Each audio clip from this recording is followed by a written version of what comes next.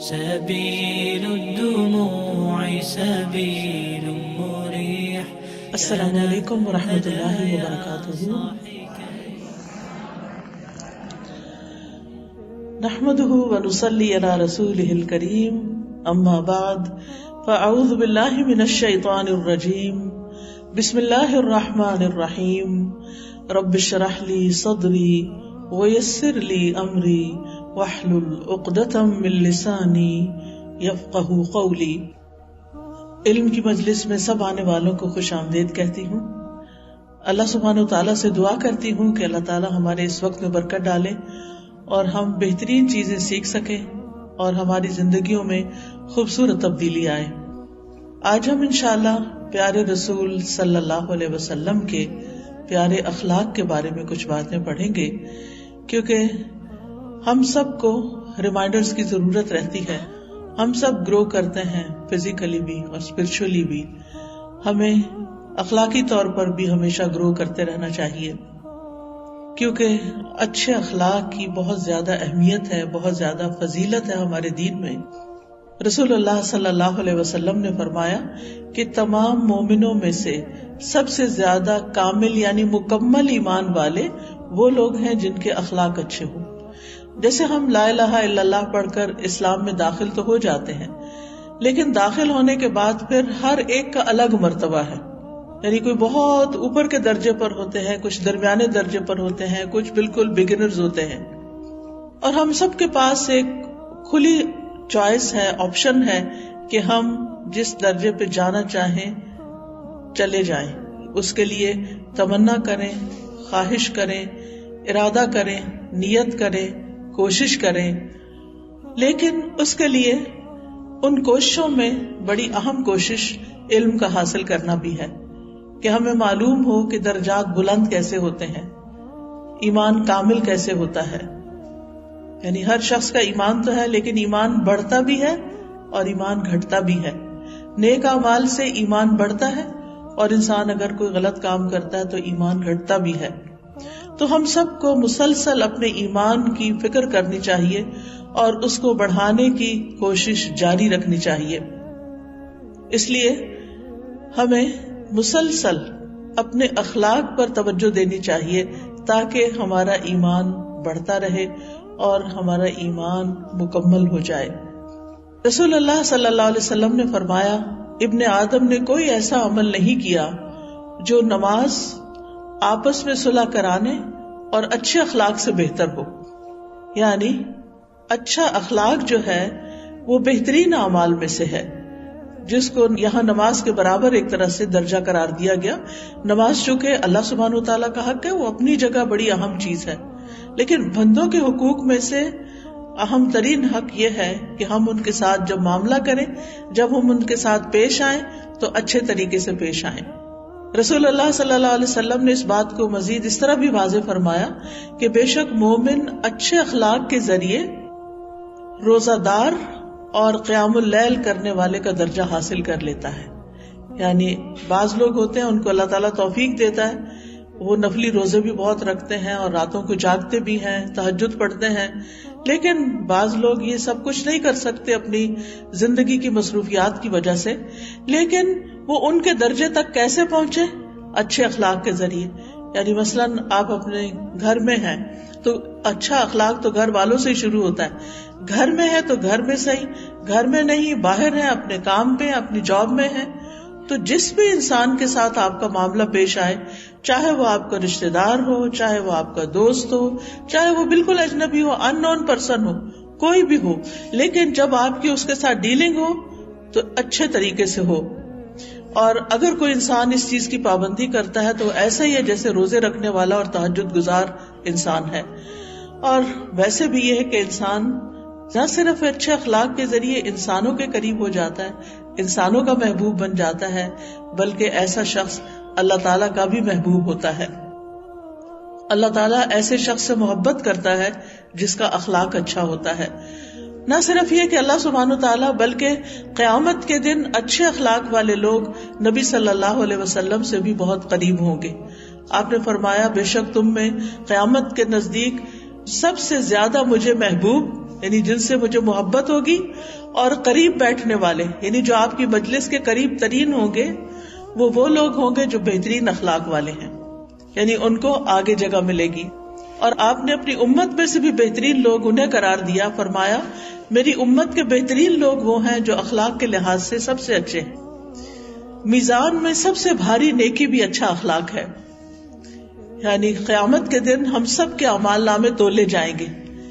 ہماری ایک اسمائل جو ہم دیتے ہیں وہ بھی ہمارے اعمال میں لکھی جاتی ہے، اور ایک دفعہ گھور کے کسی کو دیکھتے ہیں تو وہ بھی لکھا جاتا ہے. کسی کے ساتھ نرمی کے ساتھ معاملہ کرتے ہیں تو وہ بھی ہمارے اعمال نامے میں ریکارڈ ہو جاتا ہے، اور اگر کسی کے ساتھ سختی کے ساتھ معاملہ کرتے ہیں تو وہ بھی ریکارڈ میں آ جاتا ہے. ہر چیز کا ریکارڈ تیار ہو رہا ہے، اور قیامت کے دن اس کو ہمیں دکھایا جائے گا اور تولا بھی جائے گا. اور سب سے بھاری اعمال نامہ اس کا ہوگا جس کے اعمال نامے میں اچھے اخلاق ہوں گے. اور ہم دیکھتے ہیں کہ اچھے اخلاق میں سب سے زیادہ جو ہمارے لیے رول ماڈل ہیں، اسوہ حسنہ ہیں، اور جن کے اچھے اخلاق کی تعریف اللہ سبحانہ وتعالیٰ نے کی ہے، وہ خود محمد الرسول اللہ صلی اللہ علیہ وسلم ہے. اس لیے اگر ہمیں اچھا اخلاق اپنانا ہے تو ہمیں دیکھنا ہوگا کہ رسول اللہ صلی اللہ علیہ وسلم کا اخلاق کیا تھا، آپ کا طریقہ کیا تھا، آپ لوگوں کے ساتھ کیسے ڈیل کرتے تھے، کس طرح پیش آتے تھے، آپ کا لین دین کیسے تھا، آپ اپنے گھر میں کیسے تھے، آپ اپنے دوستوں کے ساتھ کیسے تھے، آپ صحابہ کے ساتھ کیسے تھے، آپ اپنے ہمسایوں کے ساتھ کیسے تھے، ایون آپ قیدیوں کے ساتھ اور اپنے دشمنوں کے ساتھ کیسے تھے، ان کے ساتھ آپ کا رویہ اور معاملہ کیسا تھا. قرآن مجید میں اللہ تعالیٰ فرماتے ہیں وَإِنَّكَ لَعَلَىٰ خُلُقٍ عَظِيمٍ، بے شک آپ اخلاق کی بلندیوں پر فائز ہیں. یعنی اگر یوں کہا جائے کہ آدم علیہ السلام سے لے کر آخری انسان تک دنیا میں جتنے بھی انسان آئے ہیں ان میں سے سب سے اچھا اخلاق کس کا تھا، تو وہ رسول اللہ صلی اللہ علیہ وسلم کا تھا، کیونکہ آپ کو یہ سند اللہ تعالی کی طرف سے ملی ہے. اور اگر ہم اچھے اخلاق والے بننا چاہتے ہیں تو ہمیں اپنا اخلاق ان کی طرح کرنا ہوگا، وہ ہمارا معیار ہے. دنیا میں اچھے اخلاق میں بہت ساری کتابیں ہیں، بہت سے طریقے بتائے جاتے ہیں، لیکن ہمارا کرائیٹیریا وہی ہونا چاہیے جو اللہ سبحانہ تعالیٰ نے سیٹ کیا اور وہ محمد رسول اللہ صلی اللہ علیہ وسلم کے ذریعے ہمیں ملا. آپ صلی اللہ علیہ وسلم نے یہ بھی فرمایا کہ یقیناً مجھے اچھے اخلاق کی تکمیل کے لیے بھیجا گیا ہے.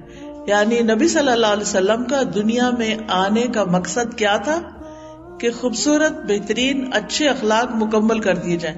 یعنی اخلاق کے چیپٹر میں کوئی ایسی چیز نہ چھٹے کہ جو نہ بتائی گئی ہو. گویا آپ کا اخلاق مکمل ترین بھی تھا اور آپ نے لوگوں کے لیے اس کو بہترین طریقے سے پیش بھی کیا.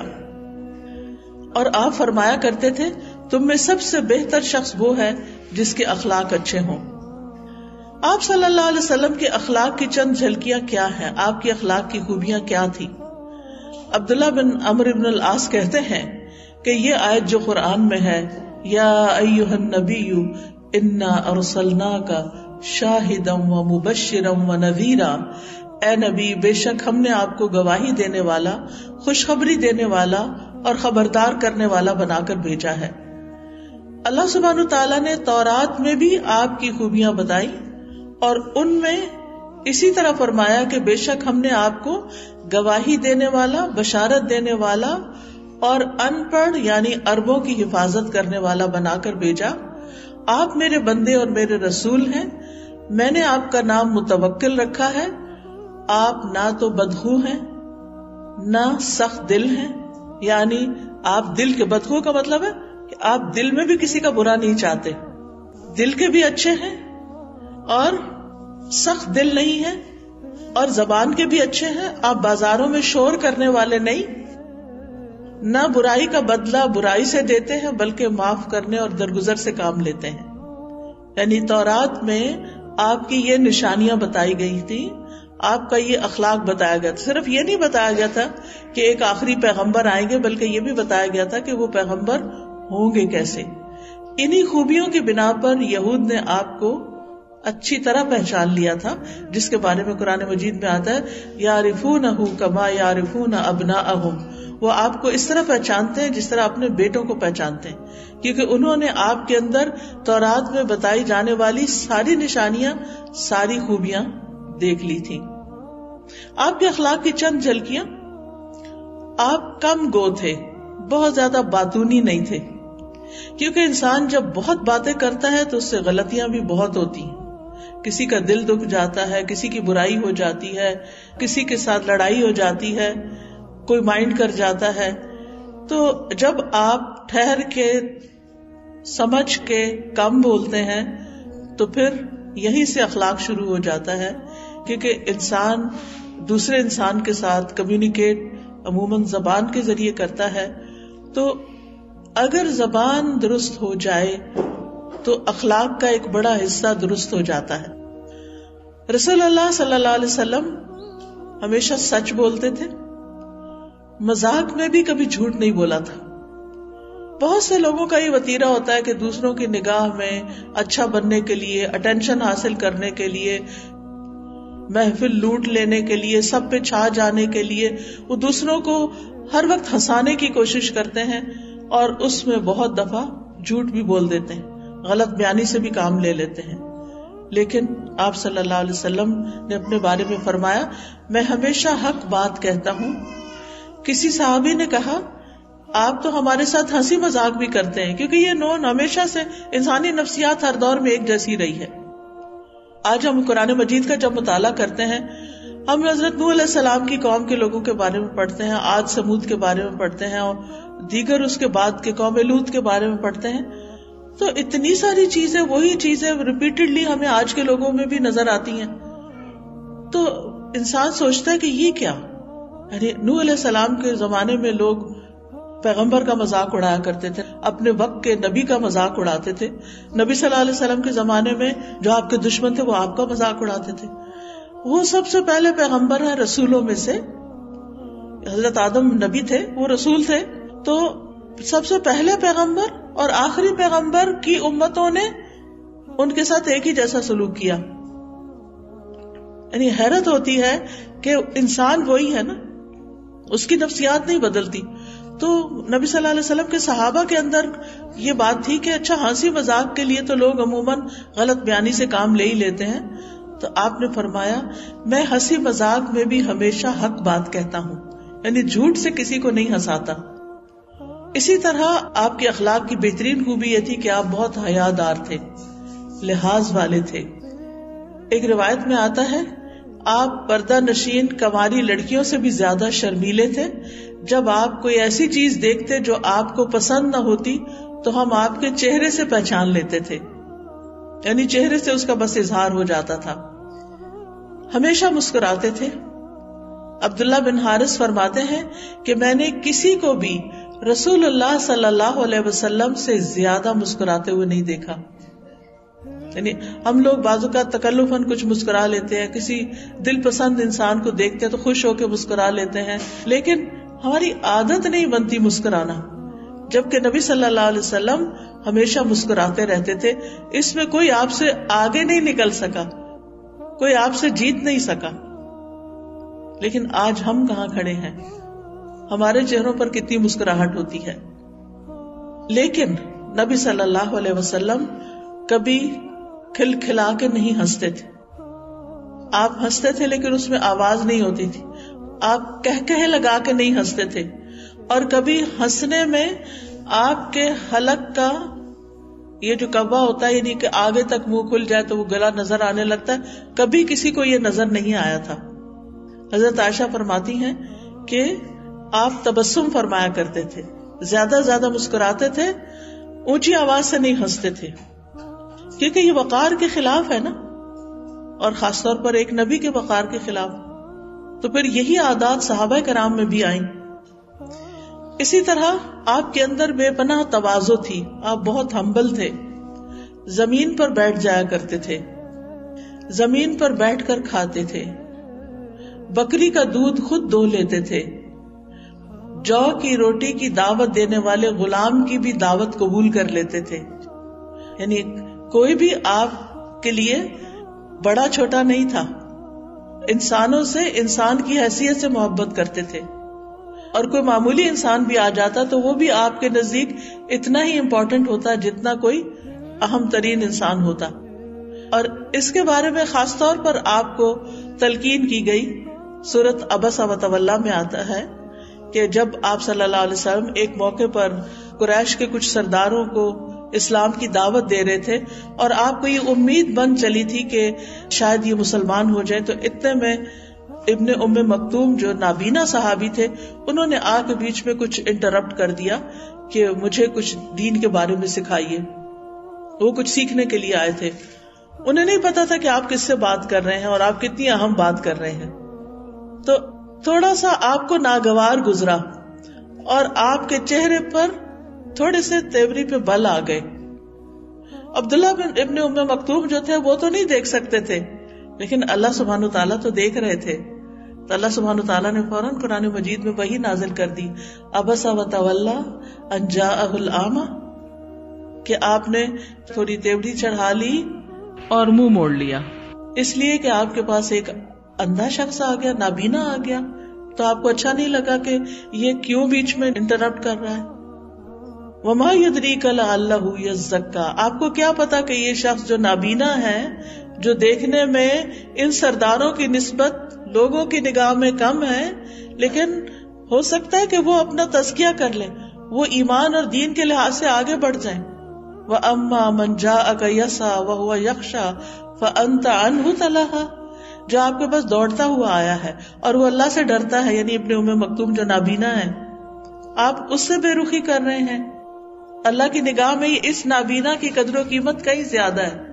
اللہ سبحانہ وتعالی قیامت کے دن لوگوں کو ان کے دنیاوی سٹیٹس کے مطابق نہیں ٹریٹ کریں گے، ان کے ایمان کے مطابق ان سے ڈیل کریں گے. جس کا ایمان زیادہ ہے، جس کا اخلاق اچھا ہے، وہ کہیں آگے ہوگا بنسبت اس شخص کے جس کے پاس بہت مال ہے یا دنیا میں اس کا بہت شہرہ ہے لیکن اخلاق اچھا نہیں ہے. اور اس میں ہم دیکھتے ہیں کہ نبی صلی اللہ علیہ وسلم کو ایک دفعہ جنت میں لے جایا گیا تو آپ نے اپنے آگے آگے ایک قدموں کی آواز سنی کہ کوئی چل رہا ہے، کسی کے چلنے کی آواز سنی. آپ نے پوچھا کہ یہ کون ہے؟ بتایا گیا کہ یہ بلال ہیں، بلال رضی اللہ عنہ ہیں. تو آپ نے واپس آ کر حضرت بلال سے پوچھا کہ وہ تمہارا کون سا عمل ہے کہ جس کی وجہ سے میں نے تمہارے قدموں کی چال اپنے سے آگے سنی. تو نے کہا کہ میں نے کبھی کسی کو بتایا تو نہیں، لیکن آپ نے پوچھا تو میں بتا رہا ہوں کہ میں جب بھی میرا وضو نہیں رہتا تو میں وضو کر لیتا ہوں اور 2 رکعت پڑھ لیتا ہوں. ایسا شخص جو پاکیزہ ہے، جو باوضو رہتا ہے لیکن حبشی غلام ہے، نہ اس کا گھر ہے، نہ اس کی بیوی ہے، نہ اس کے بچے ہیں، نہ اس کا مکہ میں کوئی سٹیٹس ہے، نہ کوئی بزنس ہے، لیکن جنت میں وہ آگے جا رہا ہے.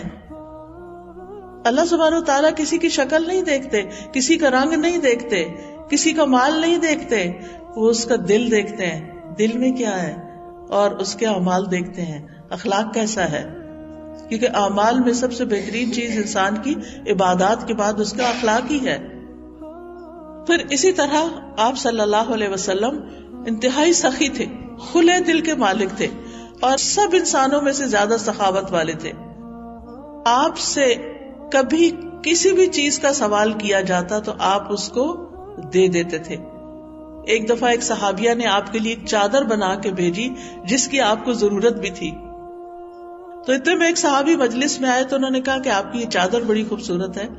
تو آپ نے وہ چادر اتار کو اس کو دے دی. تو صحابہ کہنے لگے یا رسول اللہ صلی اللہ علیہ وسلم، آپ کو خود اس سے زیادہ ضرورت تھی، آپ نے اس کو کیوں دے دیا؟ اور اس کو بھی ناراض ہونے لگے کہ تم نے کیوں لے لی. تو اس شخص نے کہا کہ میرا دل چاہتا تھا کہ جو چادر آپ نے پہنی میں اس کا اپنا کفن بنا لوں. یعنی اس کی اپنی ایک محبت تھی، اس کو شاید یہ نہیں پتا تھا کہ آپ کو خود ضرورت ہے، لیکن آپ نے اپنی ضرورت کو پیچھے چھوڑ دیا، دوسرے کا دل رکھا اور اس کی پسند کے مطابق اس کو وہ چادر دے دی.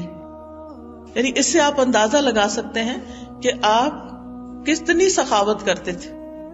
ایک سخاوت وہ ہوتی ہے کہ آپ کے پاس کچھ ایکسٹرا بچ گیا ہے تو آپ دوسروں کو دے دیں، اور ایک سخاوت یہ ہوتی ہے کہ آپ کو بھی خود بھی ضرورت ہے اور پھر آپ دوسرے کی ضرورت کو زیادہ, یا ضرورت نہیں بھی تو دوسرے کا دل کو خوش کرنے کے لیے آپ اس کو دیتے ہیں.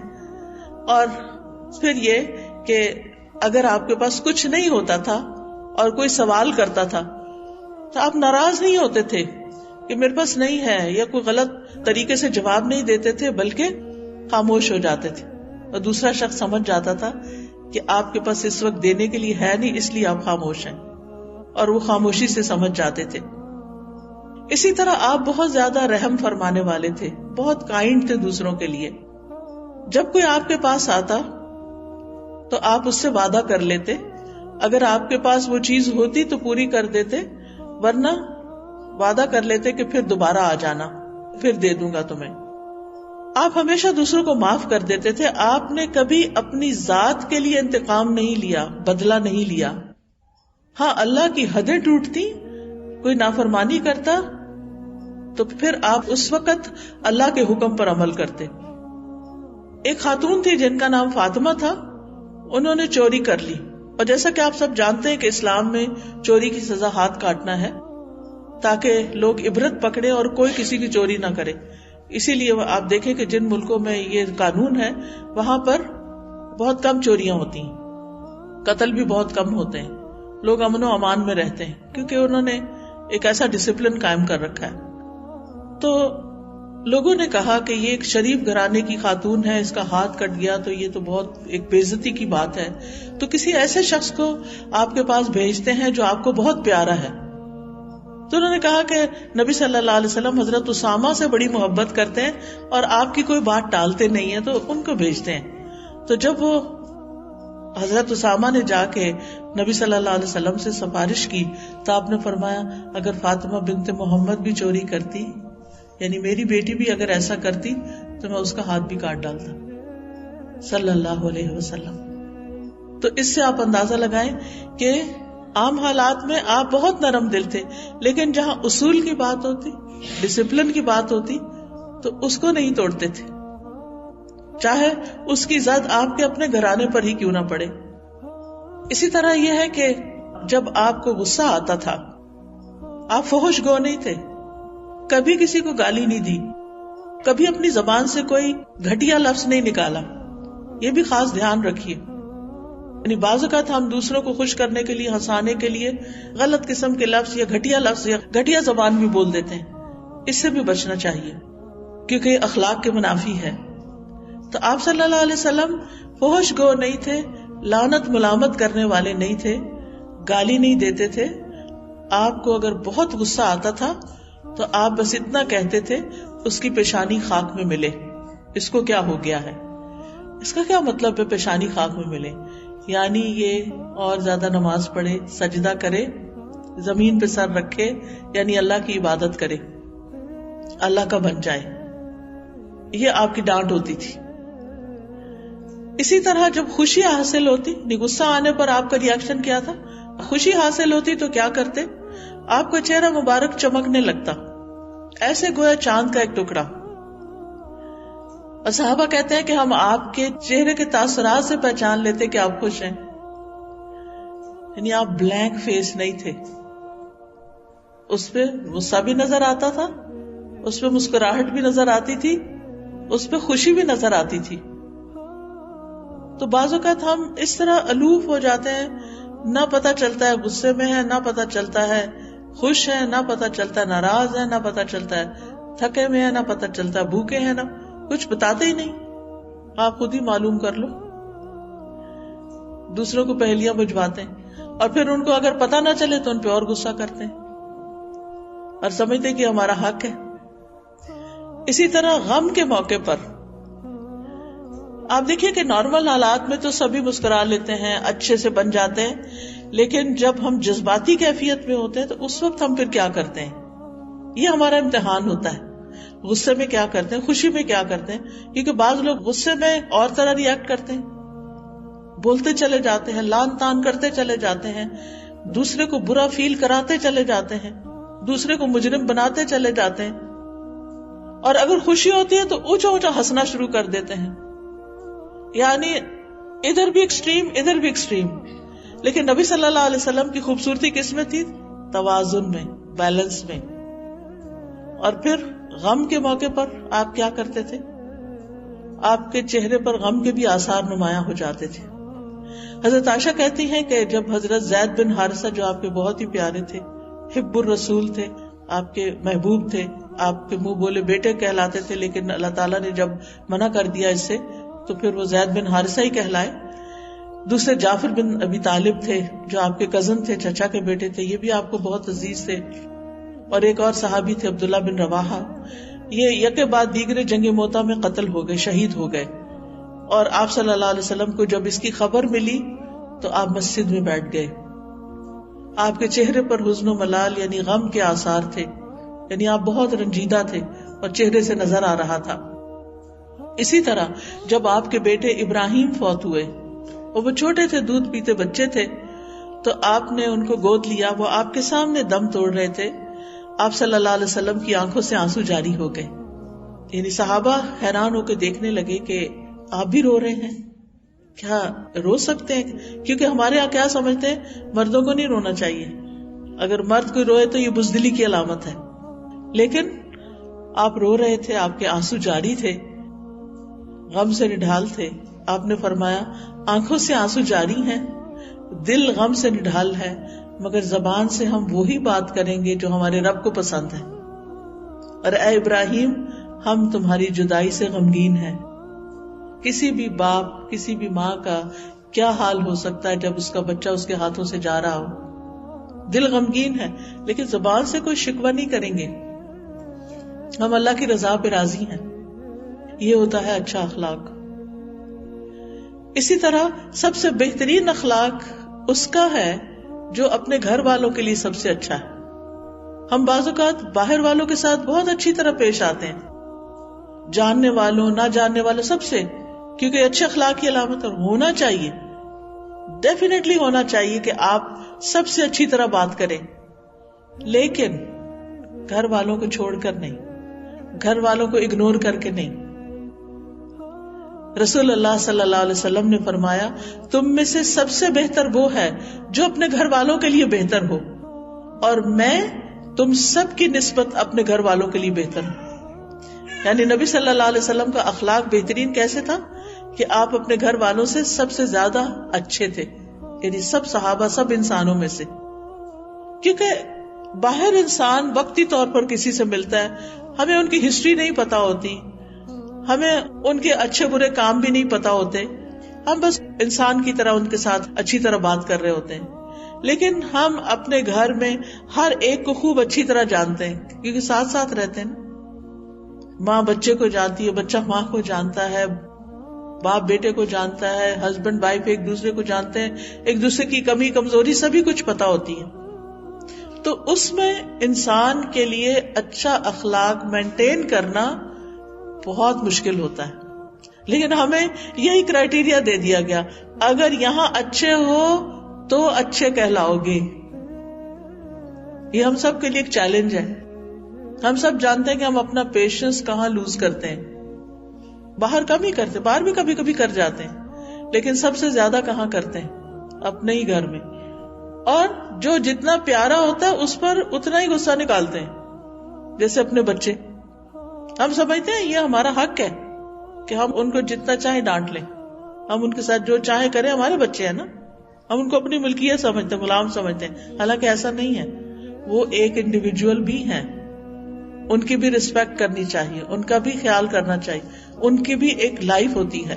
لیکن ہمیں سب سے پہلے گھر سے شروع کرنا ہے، اپنے بچے، اپنے شوہر. کیونکہ دیکھا یہ گیا ہے کہ جو میاں بیوی آپس میں بہت لڑتے ہیں اس کے برے اثرات ان کے بچوں میں بہت پڑتے ہیں. کیونکہ بچے ڈیسائیڈ نہیں کر سکتے، بچوں کے لیے دونوں ہی پیارے ہوتے ہیں، ان کو ماں بھی چاہیے، ان کو باپ بھی چاہیے. یہ عقل بہت دیر سے آتی ہے کہ کون ان کے لیے زیادہ سیکریفائس کرنے والا ہے. اور بعض اوقات ایسا بھی ہوتا ہے کہ بچے جب بڑے ہوتے ہیں اور اپنی خود سے جب سوچنا شروع کرتے ہیں تو بعض اوقات وہ کسی ایک پیرنٹ کو جس نے بہت قربانیاں بھی کی ہوتی ہیں انہی کے خلاف ہو جاتے ہیں، کیونکہ ان کے منہ سے دوسرے شخص کے لیے بہت کچھ برا سنا ہوا ہوتا ہے. تو جو آپ کسی کے لیے کرتے ہیں وہ واپس آپ پر ہی پلٹ آتا ہے. تو بہرحال نبی صلی اللہ علیہ وسلم کے بارے میں حضرت عائشہ سے پوچھا گیا، بیوی سے پوچھا جا رہا ہے اب کہ آپ صلی اللہ علیہ وسلم کا اپنے گھر والوں کے ساتھ اخلاق کیسا تھا؟ تو حضرت عائشہ کہتی ہیں نبی صلی اللہ علیہ وسلم تمام لوگوں میں سب سے زیادہ اچھے اخلاق والے تھے، بےہودہ باتیں نہیں کرتے تھے، بدتکلف بےہودہ نہیں کرتے تھے، بازاروں میں شور نہیں مچاتے تھے، برائی کا بدلہ برائی سے نہیں دیتے تھے، معاف کر دیتے تھے، درگزر کرتے تھے. اور آپ دیکھیے کہ اچھا اخلاق ہو نہیں سکتا جب تک آپ معاف نہیں کرتے. مثلا اگر کسی نے غلطی کی ہے اور آپ بھی وہی کچھ کر رہے ہیں تو پھر فرق کیا رہ گیا؟ جب ایک غلطی کرتا ہے اور دوسرا معاف کر دیتا ہے، ٹھیک ہے وقتی طور پر آپ کو غصہ آ جاتا ہے، لیکن آپ اپنی زبان سے کوئی بات نہیں نکالتے، آپ خاموشی اختیار کر لیتے ہیں، آپ وہاں سے اٹھ جاتے ہیں، آپ کہیں اور چلے جاتے ہیں، یہ سب ٹھیک ہے. لیکن اگر آپ چیخنا چلانا شروع کر دیتے ہیں، آپس میں لڑائی جھگڑا شروع کر دیتے ہیں، اور بعض اوقات آپ دیکھیں کہ چھوٹی سی بات سے بات شروع ہوتی ہے، کیونکہ شیطان ہر وقت اس بات کی طاق میں رہتا ہے کہ محبت کرنے والوں کے درمیان پھوٹ ڈالی جائے، کیونکہ محبت زندگی کو خوبصورت بناتی ہے. اور اللہ سبحانہ تعالیٰ نے ہسبینڈ وائف کے بیچ میں ایک قدرتی محبت رکھی ہے، بالکل اجنبی ہوتے ہیں لیکن اللہ تعالیٰ فرماتے ہیں کہ وَجَعَلَ بَيْنَكُمْ مَوَدَّةً وَرَحْمَةً، محبت اور رحمت دو چیزیں اللہ تعالیٰ دلوں میں ڈال دیتا ہے. لیکن شیطان کا کام کیا ہے کہ انسان چین سے نہ رہ سکے، آرام سے نہ رہ سکے، ان کے درمیان ضرور لڑائی ڈلوائی جائے. لہٰذا وہ چھوٹی چھوٹی باتوں کو ایشو بنا کر آپس میں تلخی پیدا کر دیتا ہے، اور جب تلخی ایک دفعہ ہو جاتی سارا دن خراب ہو جاتا ہے، ساری رات خراب ہو جاتی ہے، حاصل کچھ بھی نہیں ہوتا. چند لمحے اگر کنٹرول کر لیا جائے، صبر کر لیا جائے تو بولنے سے زیادہ خاموشی بہتر ہوتی ہے. یعنی غصہ آ رہا ہے آپ کو تو غصے کا اظہار خاموشی سے کر لیں بجائے بولنے کے. کم از کم ہمارے فرشتے تو آرام پائیں گے نا، ان کو بھی شاید جلدی جلدی لکھنا پڑتا ہوگا. پھر اسی طرح یہ ہے کہ نبی صلی اللہ علیہ وسلم اپنی ازواج مطہرات کا خیال رکھتے تھے. حضرت انس کہتے ہیں کہ نبی صلی اللہ علیہ وسلم اپنی ازواج کے پاس تشریف لائے. اونٹ ہانکنے والا اونٹوں کو تیز تیز ہانک رہا تھا، یعنی سواری پہ تھی ازواج مطہرات. اس کا نام انجشہ تھا، اونٹ چلانے والے کا ڈرائیور جو تھا. آپ نے فرمایا انجشہ ویحک ہوتا ہے کیا ہو گیا تمہیں، جیسے ہم کہتے ہیں واٹس رانگ ود یو، اونٹوں کو آہستہ آہستہ چلاؤ، نازک آپ گینے ہیں. یعنی خواتین کی رائڈ ایسی نہ ہو، کیونکہ آپ کو پتا نا کہ اونٹ جب چلتا ہے تو بہت زیادہ وہ ہلتا ہے، اور اگر بہت زیادہ اس کو دوڑایا جا رہا ہے تو وہ تو اتنا زیادہ آگے پیچھے ہوگا کہ انسان کی ہڈیاں ہی ہل جائیں. تو نبی صلی اللہ علیہ وسلم نے خاص طور پر تلقین کی کہ ایسا مت کرو، خواتین بیٹھی ہیں اوپر. یعنی اس سے آپ اندازہ لگا سکتے ہیں کہ وہ کن کن باتوں کی کیئر کرتے تھے. اسی طرح حضرت عائشہ کے ساتھ نبی صلی اللہ علیہ وسلم کا اتنا خوبصورت تعلق تھا کہ حضرت عائشہ جہاں پانی پی کر رکھتی تھی، نبی صلی اللہ علیہ وسلم اسی گلاس سے اسی جگہ سے منہ لگا کے پانی پیتے تھے. حضرت عائشہ گوشت کھا کر ہڈی رکھتے تھی، آپ صلی اللہ علیہ وسلم اس ہڈی کو اٹھا کر پھر چوس لیتے تھے. یعنی آپ یہ نہیں کہتے تھے یہ تو عورت کا کھایا ہوا اور عورت کا چھوڑا ہوا ہے اور عورت کا جھوٹا ہے، نہیں. تو اس سے آپ اندازہ لگا سکتے ہیں کہ آپ کے اندر تواضع بھی کتنی تھی اور محبت کا اظہار بھی کیسے کرتے تھے. اسی طرح بچوں کے ساتھ آپ کا اخلاق بہت اچھا ہے. آپ دیکھیں کہ عام طور پر یہ ہوتا ہے کہ ہم اپنے سے بڑوں کے ساتھ احترام سے پیش آ جاتے ہیں. اگر ہم ان سے کوئی ناراضگی بھی ہو تو تب بھی ہم خاموش ہو جاتے ہیں. اپنے پیرنٹس ہیں جیسے، یا استاد ہیں یا کوئی بھی، اگر ہمیں ان کی کوئی بات پسند نہ آئے تو ہم بہت ری ایکشن نہیں شو کرتے. کچھ لوگ تو میں کہتی ہوں یہ بدبختی ہی ہوگی کہ جو اپنے ماں باپ کے آگے بولتے ہیں، بدتمیزی کرتے ہیں، بد اخلاقی کرتے ہیں، اور آزادی کے نام پر جو جی میں آئے وہ کہنا شروع کر دیتے ہیں. اس سے بڑا بدبخت کوئی نہیں جو اپنے والدین کے ساتھ ایسا سلوک کرے. لیکن ہم عام طور پر جو ہمارے برابر کے لوگ ہوتے ہیں، چاہے اسٹیٹس میں برابر ہوں، چاہے عمر میں برابر ہوں، چاہے علم میں برابر ہوں، یا کولیگز ہوں ہمارے ساتھ کام کرتے ہوں، تو ان کے ساتھ ہم بہت احتیاط سے چلتے ہیں، کیونکہ ہمیں پتا اگر ہم نے ان کے ساتھ کچھ کیا تو یہ بھی ہمارے ساتھ جواباً پھر ویسا ہی کریں گے. تو وہاں تھوڑا سا ہم بہتر ہوتے ہیں. لیکن جو ہم سے چھوٹے ہوتے ہیں عام طور پر ان کے ساتھ ہمارا رویہ اچھا نہیں ہوتا. ہم سب مائیں ہیں, ہم سب اپنے اپنے بارے میں سوچیں کہ ہم اپنے بچوں کے ساتھ کیسے ہیں, کتنا صبر ہے. آج ایک میٹنگ تھی ہماری ٹیچرز کے ساتھ جو بچوں کی کلاسز لیتی ہیں, تو ان سے مختلف ایشوز پر ڈسکشن ہو رہی تھی. تو وہ بتا رہی تھی کہ ہم بچوں کے ساتھ بات چیت کرتے ہیں. تو میں نے کہا کہ کیا بات چیت کرتے ہیں مثلاً؟ تو وہ کہتی کہ ایک بچہ کہتا ہے کہ میری ماما مجھے ہر روز ڈانٹتی ہیں کہ تم اپنا بستر بناؤ, لیکن ایک دن بھی انہوں نے مجھے یہ نہیں بتایا کہ کیسے بناؤں, اور مجھے سمجھ نہیں آتی میں کیا کروں. کہتے پھر میرے ڈیڈی نے مجھے بستر بنانا سکھایا. بعض اوقات ہم مائیں بہت ناجائز رویہ اختیار کرتی ہیں, بچوں سے وہ ایکسپیکٹ کرتے ہیں جو ہم نے ان کو سکھایا ہی نہیں ہوتا, جو ہم نے ان کو دیا ہی نہیں ہوتا, جو ہم نے ان کو بتایا ہی نہیں ہوتا, جو ہم نے ان سے کمیونیکیٹ ہی نہیں کیا ہوتا, اور پھر ہم ان سے ایکسپیکٹ کرنے لگتے ہیں کہ یہ شاید خود ہی سے سیکھ جائیں گے یا صرف ہمیں دیکھ کے ہی سیکھ جائیں گے, جبکہ ہمارا فرض بنتا ہے کہ ان کو پہلے چیز سکھائیں اور پھر ان کو بتائیں, اور اگر 10 دفعہ بھی وہ غلطی کرتے 10 دفعہ ان کو سکھائیں. تو اس لیے نبی صلی اللہ علیہ وسلم کے اخلاق کی یہ خوبی کہ آپ کیا کرتے تھے, بچوں کے ساتھ بہت پیار سے محبت سے پیش آتے تھے. انس بن مالک کہتے ہیں میں نے رسول اللہ صلی اللہ علیہ وسلم سے بڑھ کر کسی کو بچوں پر شفقت کرتے ہوئے نہیں دیکھا. کہ آپ بچوں کے ساتھ کتنی محبت کرتے تھے, کتنی نرمی سے بات کرتے تھے, پیار سے مخاطب کرتے تھے. حضرت انس کہتے ہیں کہ نبی صلی اللہ علیہ وسلم زینب بنت ام سلمہ کے ساتھ کھیلتے بھی تھے. آپ کو معلوم ہے نا کہ حضرت ام سلمہ بیوہ ہو گئی تھی, ان کے شوہر ابو سلمہ جو تھے وہ مدینہ میں آئے تھے اور کچھ عرصے کے بعد بیمار ہو کے فوت ہو گئے تھے.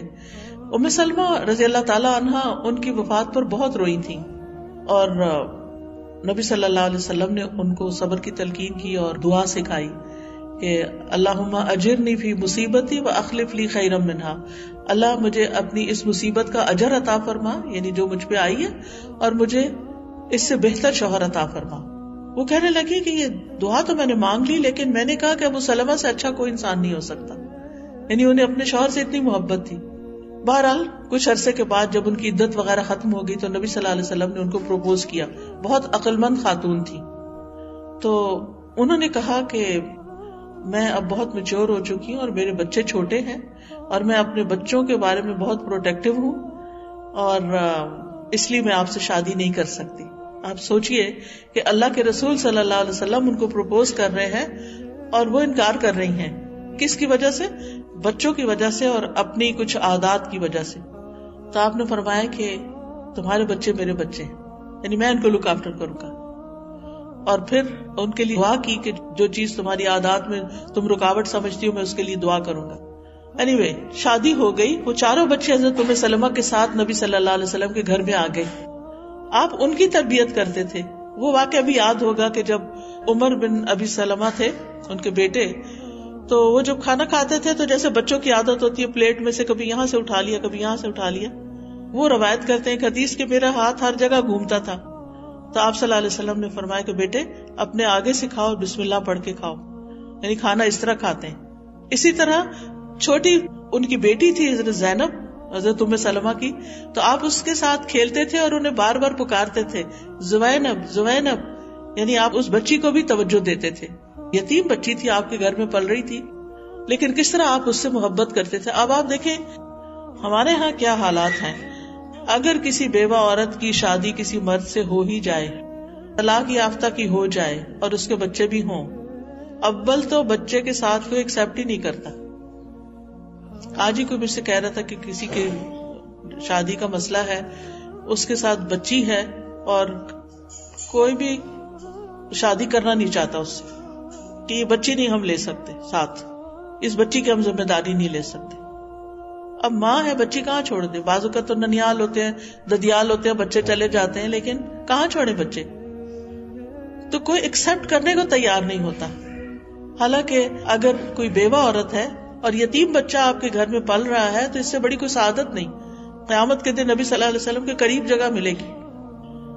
آپ صلی اللہ علیہ وسلم نے بچوں کو بھی ایکسپٹ کیا اور ان کی تربیت بھی کی. کتنا بڑا دل تھا آپ کا.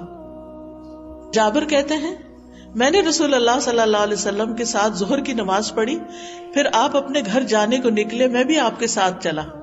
سامنے کچھ بچے آ گئے, آپ نے ہر بچے کے رخسار پہ ہاتھ پھیرا، گال تھپتھپایا، پھر میرے رخسار پہ بھی ہاتھ پھیرا.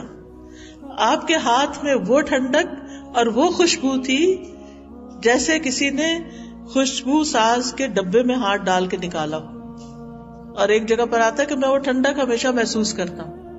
یعنی اتنے پیارے ہاتھ تھے آپ صلی اللہ علیہ وسلم کے. اب یہ محبت تھی آپ کی بچوں سے. یہ بچے پلٹ کے آپ سے محبت کرتے تھے، اور جب آپ اس دنیا میں نہیں رہے تو پھر یہی بچے آپ کے مشن کو آگے لے کے چلے. آپ جو دین لائے تھے اس کو یہی پھیلانے والے بنے، اسی اخلاق کے ساتھ جو نبی صلی اللہ علیہ وسلم نے ان کے سامنے پیش کیا. اسی طرح بشر بن اقربہ کہتے ہیں میرے والد نبی صلی اللہ علیہ وسلم کے ساتھ ایک غزوہ میں شہید ہو گئے تھے. تو نبی صلی اللہ علیہ وسلم میرے پاس سے گزرے، میں رو رہا تھا. آپ نے مجھ سے فرمایا چپ ہو جاؤ، کیا تم اس بات پہ راضی نہیں کہ میں تمہارا والد ہوں اور عائشہ تمہاری امی ہوں؟ یعنی اس یتیم بچے کو بھی اپنا بیٹا بنایا. کہا جاتا ہے ہم بچپن میں یہ کہانی ہم نے اپنی اسکول کی کتاب میں پڑھی تھی کہ شاید عید کا دن تھا اور اس بچے کے پاس کپڑے نہیں تھے اور وہ رو رہا تھا، تو پھر آپ نے اس کے لیے عید کے کپڑوں کا انتظام کیا. بہرحال کہنے کا مطلب یہ ہے کہ ان نوٹسڈ کوئی بچہ نہیں جاتا تھا. ہم سب کو بھی بچے اچھے لگتے ہیں، لیکن آج کل تھوڑے سے ٹرینڈز بدل رہے ہیں. آہستہ آہستہ خواتین کو اب بچے اچھے نہیں لگتے اور وہ بچے نہیں چاہتی، کیونکہ ہم سب جانتے ہیں کہ ہمارے بعد ہمارے بچے ہمارے لیے دعائیں کرنے والے ہوں گے اگر ہم نے ان کے اندر ایمان اور تقویٰ کے کوئی بیج ڈال دیے. کیونکہ مرنے کے بعد جو چیزیں انسان کو فائدہ دیتی ہیں ان میں سے نمبر 1 نیک اولاد ہے جو ماں باپ کے لیے بعد میں دعائیں کرتی. تو کون سے بچے ماں باپ سے محبت کرتے ہیں؟ جو ماں باپ پہلے بچوں سے محبت کرتے ہیں. کون سے بچے ماں باپ کے لیے دعائیں کرتے ہیں؟ جو ماں باپ اپنے بچوں کو دعائیں سکھا دیتے ہیں. ہم میں سے کتنے ماں باپ نے اپنے بچوں کے ساتھ یہ محنت کی ہے کہ ان کو کم از کم وہ دعا تو سکھا دیں، ان کو جنازے کی دعا تو سکھا دیں کہ جب وہ ہمارا جنازہ پڑھیں. یہ تو اللہ کو پتا کس نے پہلے جانا کس نے بعد میں، لیکن عموماً تو بڑی جنریشن ہی پہلے جاتی ہے نا. کوئی ایکسیپشنلی چھوٹے بھی چلے جاتے ہیں پہلے، تو ان کو دعا تو پڑھنی آتی. اور اللہ نہ کرے کہ کوئی ایسی جگہ ہو کہ جہاں کوئی اور پڑھانے والا ہی نہ ہو. اب آپ دیکھیں کہ کووڈ میں کیا صورتحال تھی کہ خاندان کے لوگ جا بھی نہیں سکتے، جنازہ دیکھ بھی میت کو بھی دیکھ نہیں سکتے تھے. حالات کا تو کوئی پتہ نہیں چلتا. تو اگر بچوں کو بخشش کی دعا بھی نہیں آتی کہ ماں باپ کے لیے دعا کیسے کرنی ہے، تو پھر ہم نے کیا کمایا؟ یہ تو ٹیمپریری ریزیڈنس ہے نا ہمارا دنیا. چاہے آپ کینیڈا کے پرماننٹ ریزیڈنس ہو، لیکن حقیقت یہ ہے کہ ہم یہاں اس دنیا میں ٹیمپریریلی آئے ہیں اور ہر ایک کا ایک ٹائم پیریڈ ہے. بس اس ونڈو میں وہ آتا ہے اور پھر اس کے بعد آگے چلا جاتا ہے. ایک طرف سے آ رہے ہیں لوگ، ایک طرف سے جا رہے ہیں. یہاں کوئی بھی نہیں رہے گا تاکہ دنیا خود بھی نہیں رہے گی. جانا ہی جانا ہے، اس میں کوئی دوسری بات ہی نہیں. تو جب جانا ہے تو پھر تیاری وہاں کی کرنی چاہیے نا جہاں ہمیشہ رہنا ہے، اور اپنے بچوں کو بھی سال پہ چھوڑ کے جانا چاہیے. آج میں ایک پوسٹ پڑھ رہی تھی جس میں کسی نے یہ بتایا کہ جب وہ مفسر قرآن ہیں علی طنطاوی، شاید آپ نے طنطاوی کی تفسیر پڑھی ہو. الحمدللہ میں تقریباً روزانہ اس میں سے کچھ نہ کچھ اپنی تفسیر میں کوٹ کرتی ہوں. تو وہ کہتی ہیں کہ ہمارے جو سسر تھے علی طنطاوی جو تھے، انہوں نے روکا کہ آپ لوگ ویسٹ کی طرف ہجرت کر کے نہیں جائیں کیونکہ وہاں بچوں کے ایمان نہیں سلامت رہتے. کہتے ہم نے کہا کہ ہمارے ماں باپ اپنے کنٹرول میں بچوں کو رکھنا چاہتے، جیسے ہر بچے سوچتے ہیں کہ یہ اس لیے ہمیں یہ بات بعد میں بڑی دیر سے بات سمجھ میں آتی. کہتے بہرحال اس کے بعد یہ ہوا کہ وہ کہتی ہیں کہ انہوں نے ایک ریسرچ پڑھی جو ایک رمضان خاندان کے اوپر ہوئی جو شاید بیروت سے ہجرت کر کے یہاں پر 100 سال پہلے تقریباً آیا، اور اس کے اس وقت نارتھ امریکہ میں اور ساؤتھ امریکہ وغیرہ میں 5000 افراد ہیں. یعنی کافی عرصہ لگا ان سب کی تلاش میں، تو 5000 لوگ تھے جو ملے. انہوں نے پورے اسٹیٹسٹکس دیے ہوئے تھے کہ جو 80 سال پہلے لوگ تھے ان کے کتنے بچے کرسچن ہو چکے، مسلمان نہیں رہے، جو 60 سال پہلے تھے، جو 20 سال پہلے تھے. یعنی ہارڈلی کچھ لوگ مسلمان بچے ہیں، باقی سب اپنا دین نام سب کچھ چھوڑ چکے. کتنا بڑا چیلنج ہے اس وقت کہ ہم مائیں خود دین سیکھیں اور اپنے بچوں کو خود دین سکھائیں اور ان کو یہ وصیت کر کے جائیں کہ تمہیں اپنے بچوں کے اندر اس ایمان کو پیدا کرنا ہے، ورنہ ایسا نہ ہو کہ کچھ عرصے کے بعد سب کچھ دھل چکا. جو چیز آگے لے جانے والی ہے، ہم اپنے بچوں کو سب سے بہترین تحفہ جو دے سکتے ہیں وہ ایمان کا تحفہ، اور وہ ایک ماں دیتی ہے. کیونکہ بچپن کا وقت ہوتا ہے جس میں ماں اپنے بچوں کو جو چاہے سکھا سکتی. تو اگر آج ہم نے نہیں سکھایا نا، آج ہم نے ان کو نہیں دیا اور ان کے اندر ایمان کی غیرت بھی پیدا نہیں کی کہ اگلی جنریشن کو بھی تم نے خود دینا ہے. اسلامک سکولز پہ نہیں چھوڑیں، مدرسہ پہ نہیں چھوڑیں، قرآن ٹیچر پہ نہیں چھوڑیں، وہ اپنا کام کریں، وہ بتاتے رہیں جو بتانا ہے، لیکن اصل بتانے والی چیز خود ماں ہے. کیونکہ آپ پیار سے، محبت سے، گلے لگا کے، پاس بٹھا کے، گود میں بٹھا کے، سر پہ ہاتھ پھیرتے ہوئے، پیار کرتے ہوئے آپ ان کو یہ کہانیاں سنا سکتے ہیں، آپ ان کو اس دین کے بارے میں بتا سکتے ہیں. کیونکہ اگر ہم نے اپنی ذمہ داری پوری نہیں کی تو ہم سے پوچھ ہوگی. کیونکہ حدیث میں آتا ہے کلکم راعٍ وکلکم مسئول عن رعیتہ فالمرأۃ راعیۃ فی بیت زوجہا ومسئولۃ عنہا. تم میں سے ہر شخص نگران ہے اور ہر شخص سے اس کی رعیت کے بارے میں پوچھا جائے گا. اور عورت اپنے شوہر کے گھر میں نگران ہے کہ اسے گھر کے مال کی بھی حفاظت کرنی ہے شوہر کے. فالصالحات قانتات حافظات. نیک عورتوں کی جو قرآن میں صفت بیان کی گئی ہے کہ وہ فرما بردار ہوتی ہیں، شوہر کی بات مانتی ہیں اور حفاظت کرنے والی ہوتی ہیں. کس چیز کی حفاظت؟ اس کے مال و دولت کی حفاظت بھی اور اس کے ساتھ بچوں کی بھی حفاظت، ان کے دین ایمان کی حفاظت. تو قیامت کے دن عورت سے بھی سوال ہوگا کہ تم نے اپنے بچوں کو کیا دین سکھایا. لیکن اگر ماں خود نہیں جانتی وہ کیسے سکھا سکتی؟ اگر ماں کا علم کے ساتھ رشتہ نہیں جوڑا ہوا، کنیکشن یعنی پلگ ان نہیں ہے کسی بھی دینی تعلیم کے ساتھ، قرآن کی تعلیم کے ساتھ، حدیث کی تعلیم کے ساتھ، کسی کلاس کے ساتھ، کسی ٹیچر کے ساتھ، کہیں سے کسی کتاب کے ساتھ، اگر وہ خود نہیں سیکھ رہی تو پھر بچوں کو نہیں دے سکتی. دیکھیں جو چیز ہمارے پاس نہ ہو وہ ہم آگے کیسے دے سکتے ہیں؟ جس کا مزہ ہم نے نہیں چکھا وہ ہم بچوں کو کیسے دے سکتے ہیں؟ آپ بچوں کو کھانا کیسے کھلاتے ہیں؟ آپ پہلے تھوڑا سا چکھ کے کہتے اوہ مزہ آ گیا، بہت اچھا، یقین مانو بہت اچھا، ایک چمچ تم بھی لے کے دیکھو، اور پھر ایک چمچ چکھاتے پھر کہتے اچھا ایک اور لے لو، پھر تیسرا بھی ڈال دیتے ہیں منہ میں، پھر کہتے تھوڑا سا ساتھ بھی لے جاؤ. یہ کتنی محنت کرتے ہیں ہم بچوں کو کھانا کھلانے پر. بڑے بڑے بھی ہو جاتے ہیں تو ہم ان کے پیچھے لگتے ہیں، کھانا کھا لو، کھانا نہیں کھاتے تو دل کو کچھ ہوتا ہے. آج بچے نے صحیح کھانا نہیں کھایا، آج اس نے ناشتہ نہیں کیا، دھیان ادھر ہی لگا رہتا ہے. ایک عجیب سی اندر ایک چیز مس کر رہے ہوتے ہیں نا آپ.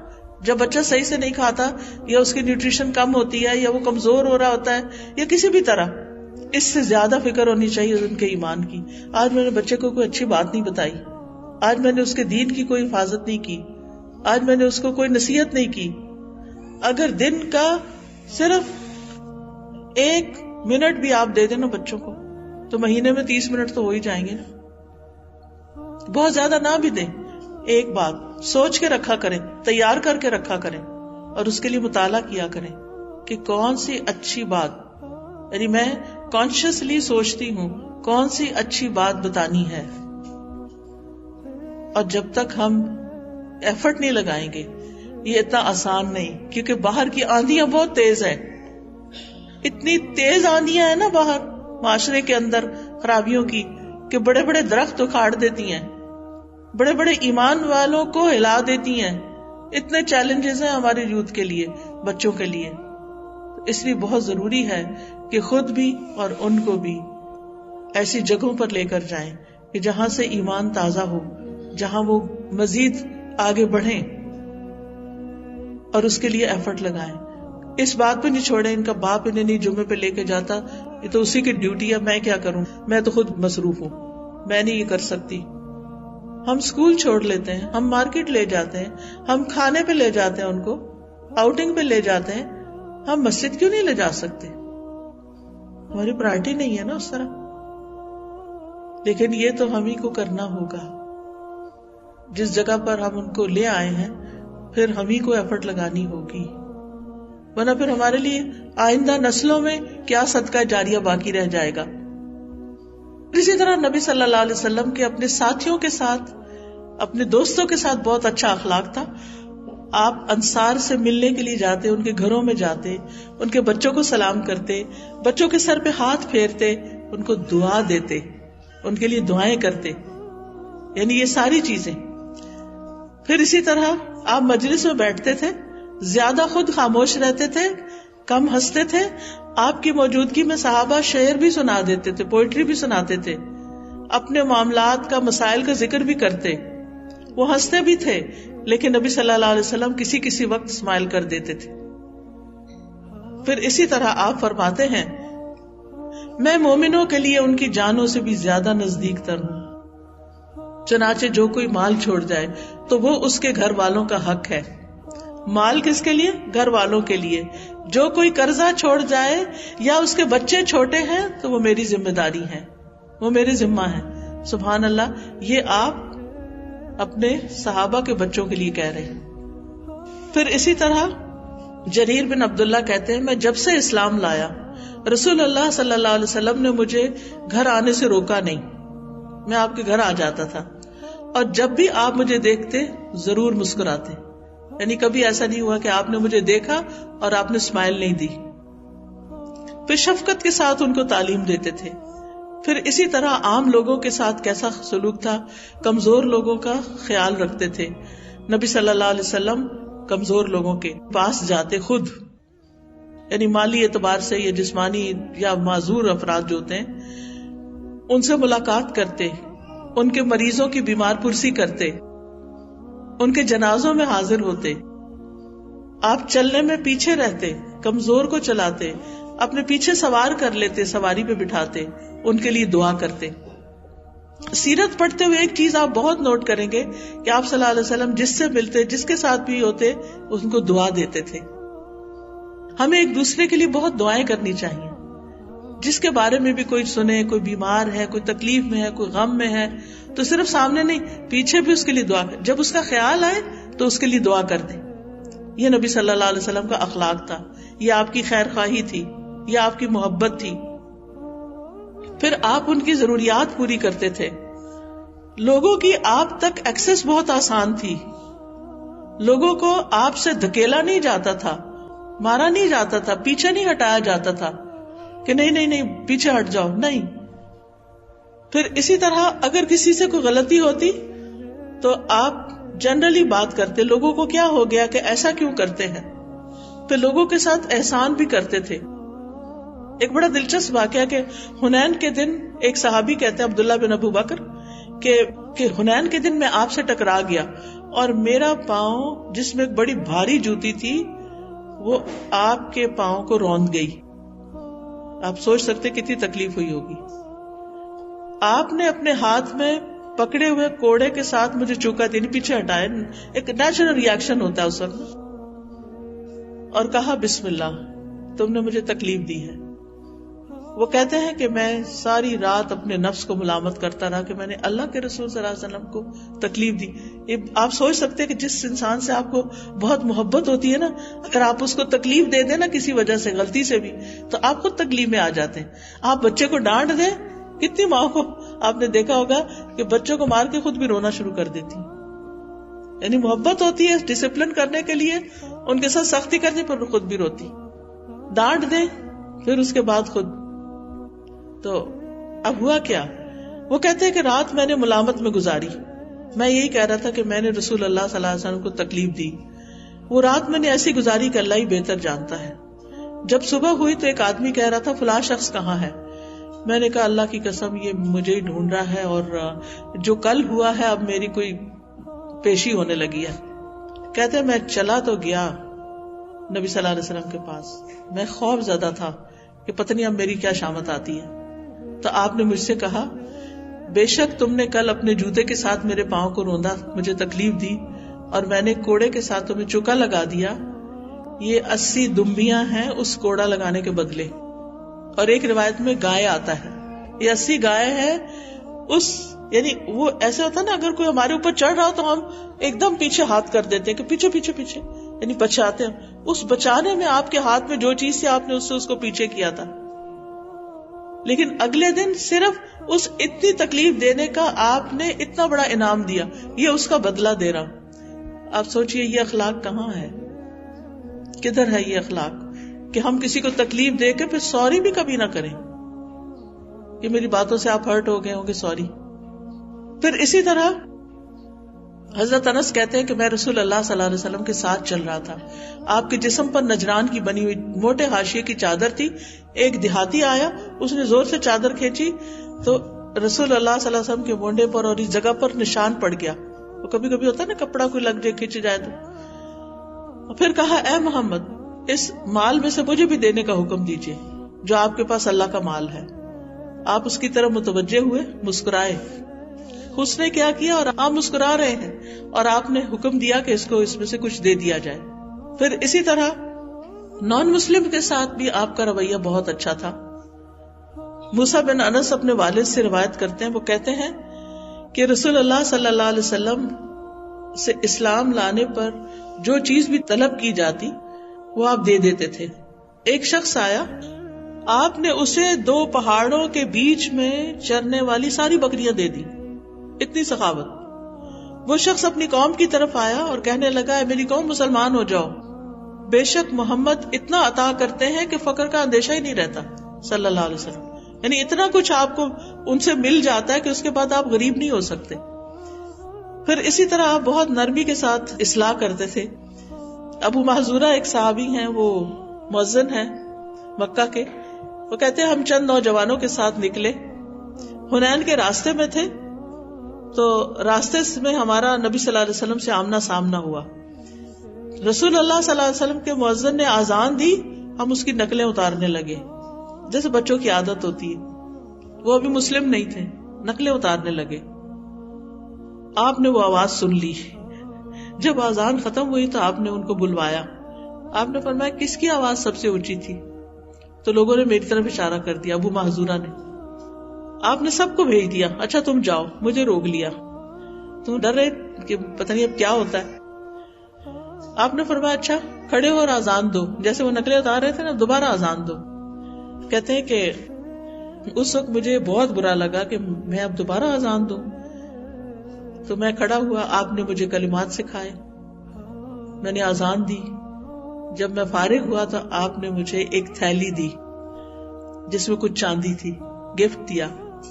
اور پھر آپ کی پیشانی پر اپنا ہاتھ رکھا اور 2 مرتبہ چہرے پر پھیرا، پھر یہاں جگر پر بھی پھیرا، یہاں تک کہ پورے اگلے حصے پر نبی صلی اللہ علیہ وسلم نے ان کے سینے پہ ہاتھ پھیرا اور فرمایا اللہ تمہیں برکت دے. تو آپ سوچئے ان کے دل کا حال کیا ہوا ہوگا. ان نے کہا کہ اللہ کے رسول صلی اللہ علیہ وسلم مجھے مکہ کا مؤذن مقرر کر دیں. اور آپ نے کہا کہ میں اسی وقت اس کا حکم دیتا ہوں. اور کہتے ہیں کہ بس اس کے بعد میرے دل سے آپ کی جو نفرت تھی اور جو بھی برے خیال سب ٹھیک ہو گئے. لوگ اس طرح اسلام قبول کرتے تھے. اور ہمارے جیسا اگر کوئی دیکھ لے مسجد میں کوئی بچہ شرارت کر رہا ہے، کیا کرتے ہیں ہم سلوک؟ ایسے پیش آتے کہ دوبارہ وہ کبھی نہ آئے. بچے مسجد سے ہی متنفر ہو جاتے ہیں جب بڑے ان کو وہاں ڈانٹ ڈپٹ کرتے ہیں یا ان کے ساتھ بری طرح پیش آتے. تو نبی صلی اللہ علیہ وسلم کا اخلاق کیسا تھا اور ہم کیا کر رہے ہیں؟ اسی طرح نان مسلمز کے ساتھ وہ احسان کا معاملہ کرتے تھے. ایک سفر پر پانی ختم ہو گیا تو صحابہ ڈھونڈنے کے لیے ادھر ادھر نکلے تو ایک عورت ملی جو پانی لے کے جا رہی تھی. تو وہ اس کو پکڑ کے لے آئے نبی صلی اللہ علیہ وسلم کے پاس، اس کے اونٹ سمیت. پانی لایا گیا، رکھا گیا. آپ نے اپنے ہاتھ رکھے اس میں اور صحابہ کو وہ پانی دیا. سب نے پینا شروع کیا. وہ دیکھ رہی تھی میرے پانی کے ساتھ کیا ہو رہا ہے. اور جب سب پانی لے چکے تو دیکھا کہ اس کے مشکیزوں میں پہلے سے بھی زیادہ پانی ہے. یہ برکت تھی آپ کی. آپ نے فرمایا کہ سب لوگ اپنا کھانا لے کر آؤ. ڈھیر سا کھانا جمع کیا اور اس عورت کو وہ پانی بھی اور کھانا بھی ساتھ دے کے رخصت کیا. اور پھر کچھ عرصے کے بعد وہ عورت مسلمان ہوگی، اس کا قبیلہ بھی مسلمان ہو گیا. یعنی آپ نے اس کے ساتھ زیادتی نہیں کی، کہ اس کا پانی چھین کے اس کا جاؤ. وہ کر سکتے تھے، جنگل میں کون پوچھتا. لیکن آپ نے نہ صرف یہ کہ پانی اور دیا اور کھانا بھی دیا. اسی طرح دشمنوں کے ساتھ بھی آپ بڑے سراپا رحمت تھے. ابو ہریرہ کہتے ہیں کہ آپ سے عرض کیا گیا اللہ کے رسول صلی اللہ علیہ وسلم مشرکین کے خلاف بد دعا کیجیے. آپ نے فرمایا اللہ نے مجھے لعنت کرنے والا بنا کے نہیں بھیجا. کیوں بد دعا کرے؟ ہدایت کی دعا کرنے. آپ کو معلوم ہے طائف کے سفر پر کس طرح آپ کو زخمی کیا گیا، لیکن آپ نے کیا کیا؟ فرشتہ آیا آپ کے پاس، جبریل علیہ السلام آئے. انہوں نے آ کے کہا یہ پہاڑوں کا فرشتہ آپ سے اجازت چاہتا ہے، آپ فرمائے تو یہ دونوں پہاڑوں کے بیچ میں اس پوری قوم کو پیس کے رکھ دیں. آپ نے دعا کے لیے ہاتھ اٹھا دیا، اللہ ان کو ہدایت دے، چھوڑ دو، شاید ان کی نسلوں میں کوئی مسلمان ہو. اور آپ دیکھتے ہیں کہ اس کے بعد محمد بن قاسم اسی نسل میں سے تھے. پھر اسی طرح بعض اوقات آپ کے دشمن آتے، آپ کے ساتھ بدتمیزی کرتے، لیکن آپ ان کو بہت اچھے سے جواب دیتے، یعنی بدلہ نہیں لیتے تھے، خیر کی توقع ہی رکھتے تھے لوگ ان سے. جان کے دشمن کے ساتھ بھی احسان. آپ کو وہ معلوم ہوگا کہ ہجرت کے سفر میں سراقہ پیچھے آ گیا تھا، پھر اس کا گھوڑا دھس گیا تو سراقہ کہنے لگا مجھے پتا ہے آپ نے میرے لیے بد دعا کی ہے، آپ میرے لیے دعا کر دیں. اللہ کی قسم اب جو آپ کی تلاش میں آئے گا میں اس کو بھی واپس کر دوں گا. تو آپ نے اس کے لیے دعا کی اور وہ اس میں سے نکل آیا. پھر اسی طرح جب آپ پر جادو کیا گیا تھا تو پتا چل گیا کہ کس نے جادو کیا، لیکن آپ نے اس سے انتقام نہیں لیا.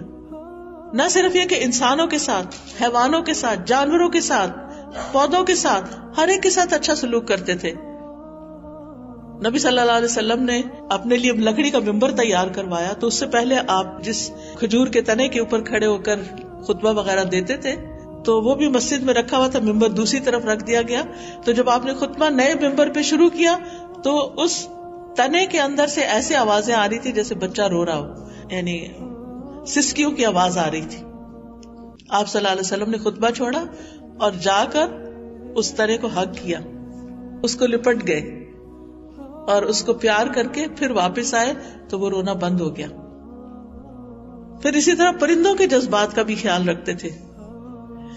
حضرت عبداللہ بن مسعود کہتے ہیں ایک سفر میں ہم رسول اللہ صلی اللہ علیہ وسلم کے ساتھ تھے. آپ قضائے حاجت کے لیے گئے تو ہم نے ایک چڑیا دیکھی، اس کے ساتھ 2 بچے بھی تھے. ہم نے بچے پکڑ لیے تو وہ ہمارے اوپر منڈلانے لگ گئی، چڑیا اوپر اوپر گھومنے لگی کہ میرے بچے ان کے پاس ہیں. تو آپ نے فرمایا کس نے اس چڑیا کو بچوں کی وجہ سے پریشان کیا، اس کے بچوں کو چھوڑ دو. اسی طرح ایک اور موقع پر آپ نے دیکھا کہ چیونٹیوں کے بڑے بل کو لوگوں نے جلا دیا. آپ نے پوچھا کس نے یہ ظلم کیا؟ اللہ کے سوا کسی کے لیے حق نہیں کہ وہ جلانے کی سزا دے.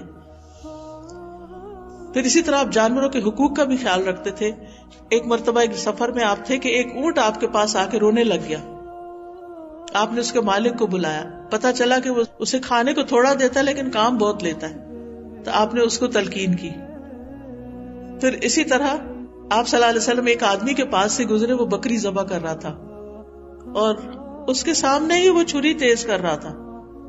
بکری ذبح کرنے کے لیے لٹائی اور بکری چھری کو دیکھ رہی تھی. آپ نے فرمایا یہ کام پہلے کیوں نہیں کیا؟ کیا تم اس کو 2 دفعہ ذبح کرنا چاہتے ہو؟ یعنی پہلے اس کے سامنے چھری تیز کر کے اور پھر اس کے گلے پہ چھری پھیر کے، یعنی ایسا کیوں کر رہے ہو تم؟ یعنی اتنی باتوں کا آپ خیال رکھتے تھے. اللہ سبحانہ تعالیٰ سے دعا ہے کہ اللہ تعالیٰ ہمیں اچھے اخلاق عطا فرمائے. اللہم صلی علی محمد وعلی آل محمد کما صلیت علی ابراہیم وعلی آل ابراہیم انک حمید مجید. اللہم بارک علی محمد وعلی آل محمد کما بارکت علی ابراہیم وعلی آل ابراہیم انک حمید مجید. ربنا آتنا فی الدنیا حسنۃ وفی الآخرۃ حسنۃ وقنا عذاب النار.